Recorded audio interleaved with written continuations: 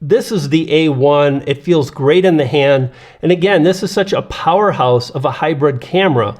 But this new A9 Mark III could completely blow this out of the way in many respects.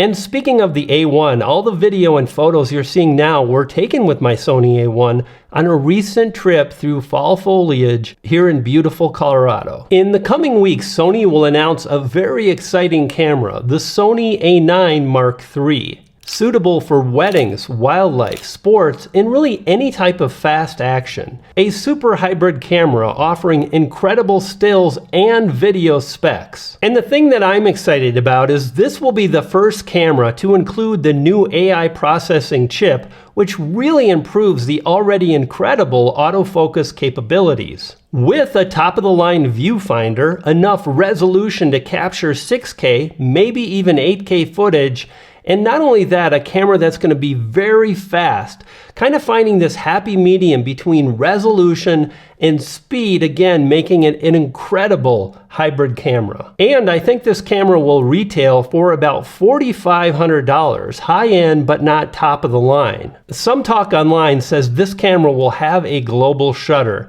Now personally, I don't think so. It would be the first camera to offer a global shutter, which would reduce rolling shutter to nothing and create such a fast readout. But personally, that type of a feature I think would be released in the A1 Mark II. What I do think is this camera will have a brand new sensor between 30 to 35, maybe 36 megapixels.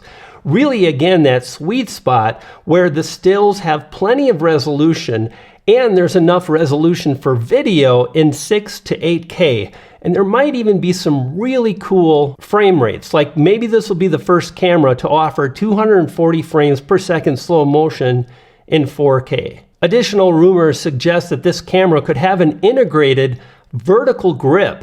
Now, that would be something I'd be interested in. Personally, for me, I like small, I like lightweight. This is the A1. It feels great in the hand. And again, this is such a powerhouse of a hybrid camera.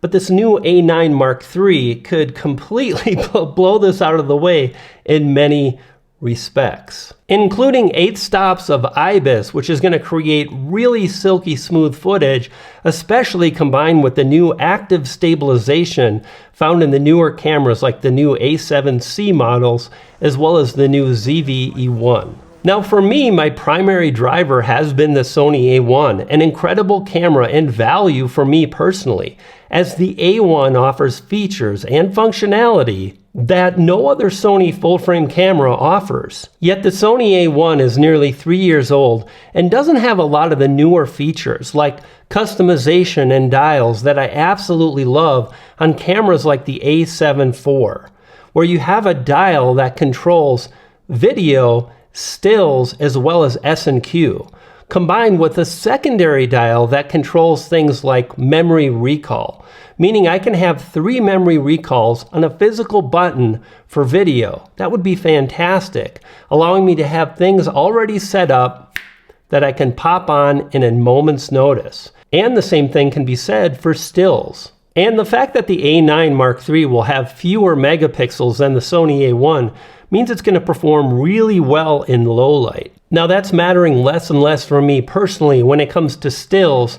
However, anytime I can lower the ISO and thus noise is a good thing, and it really matters in video. And while Topaz has their video AI that reduces noise, improves sharpness, I like to move fast. I'm already spending too much time producing videos.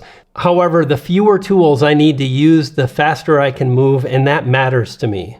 What are your thoughts? I'd love to know. Leave me a comment below. Will this be the ultimate in hybrid cameras? And when it comes to all things photography, video, and cameras, these videos on the screen now are ones you don't want to miss.